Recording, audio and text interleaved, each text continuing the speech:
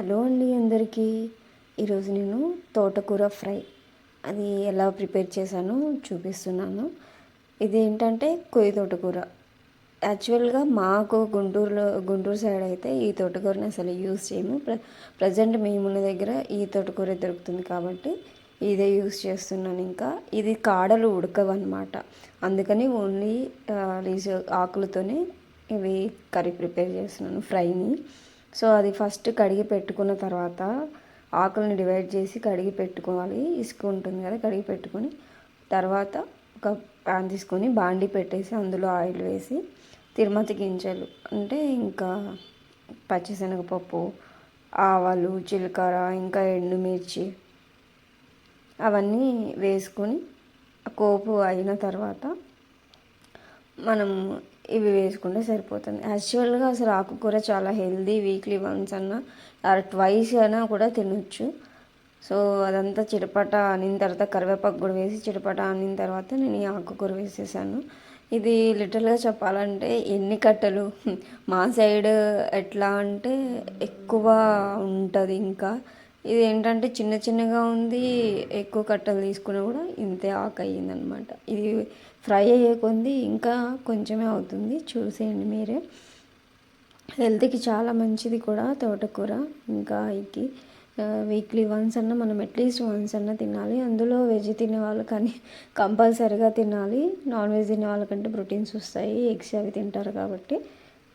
So నేనైతే ఇంకా దాన్ని తిరువాత వేసిన తర్వాత లైట్గా కొంచెం పసుపు వేసాను. సాల్ట్ కూడా వేసుకోండి, అది స్కిప్ అయ్యింది. ఏంటంటే ఆల్రెడీ ఆకుల్లో వాటర్ కంటెంట్ ఉంటుంది అనమాట, దానికి అది బయటకు వస్తే అవి మగ్గుతాయి బాగా. అందుకని చెప్పేసి కొంచెం లైట్గా సాల్ట్ వేసుకోండి.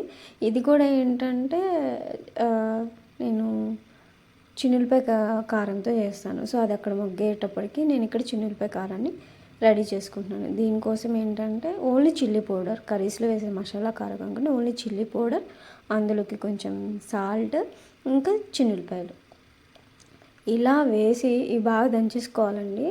మొత్తం 3 మిక్స్ అయ్యేలాగా దంచుకోవాలన్నమాట.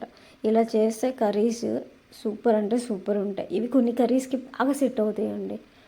ఎలా అంటే కొన్ని ఫ్రైస్ ఉన్నాయి, కాకరకాయ ఫ్రైకి కానీ బీన్స్లో కానీ అట్లా వేసి ట్రై చేయండి.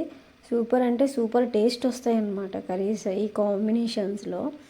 ఓన్లీ స్పైసీ ఉన్నదైతే కొంచెం తక్కువ వేసుకోండి, స్పైసీ లేని కారం పొడి అయితే కొంచెం ఎక్కువ వేసుకున్నా పర్వాలేదు, ఎక్కువ కారం లేకుండా ఉన్నదైతే. సో నేనైతే ఈ మూడింటిని ఇలా దంచేసుకుంటున్నాను. అయినా ఆకుకూరలు నాకైతే గోంగూర ఎక్కువ ఇష్టం అన్నమాట. చూసారు కదా, ఇప్పుడు ఎంత వేసాము ఎక్కువ, ఇదంతా ఫ్రై అయ్యేటప్పటికి కొంచెం కొంచెం తగ్గిపోతూ ఉందన్నమాట. ఇది మొత్తం మగ్గుతూ ఉంది. ఆకులు ఉడకడానికి కూడా కొంచెం టైం పడుతుంది ఈ తోటకూరకి.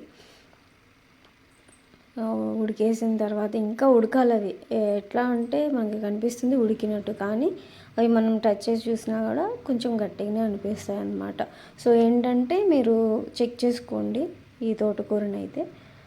కానీ టేస్ట్ అయితే బాగానే ఉంది, బాగాలేదు అని కాదు, టేస్ట్ బాగుంది. కాకపోతే అక్కడ సైడ్ దొరికే తోటకూర ఇది కొయ్య తోటకూర అని అంటారు, దీన్ని ఎక్కువ యూజ్ చేయరనమాట. సో ఇది మొత్తం ఇట్లా ఏగడం కంప్లీట్ అయిపోయింది, ఉడికేసింది ఆల్మోస్ట్.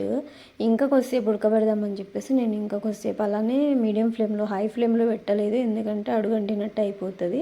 సో ఉడికేసింది. ఇంకా ముందుగా రెడీ చేసి పెట్టుకున్న చిన్నులపాయ కారాన్ని వేసేసాను. ఒకవేళ స్పైసీ ఎక్కువ ఉంది అనుకుంటే మీరు కొంచెం తక్కువనే వేసుకోండి ఈ పౌడర్ని, ఎందుకంటే మళ్ళీ కారం ఉంటే కూడా తినలేరు కదా కొంతమంది. సో నేనైతే అది కారం వేసేసుకుని మొత్తం కలిపేసుకోవాలన్నమాట.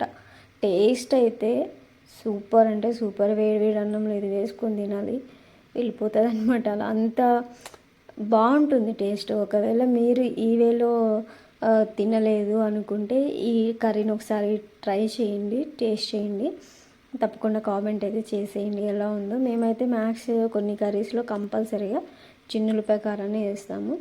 ఇది సెట్ అవుతుంది అలాగ అంతే. మరి మీ సైడ్ ఎలా చేసుకుంటారో కూడా కామెంట్ చేయండి. ఇది తోటకూర ఫ్రై. నేనైతే ఈరోజు లంచ్కి ఇది ప్రిపేర్ చేశాను. మరి మీరేం చేశారో కామెంట్ చేసేయండి, లైక్ చేయండి, షేర్ చేయండి.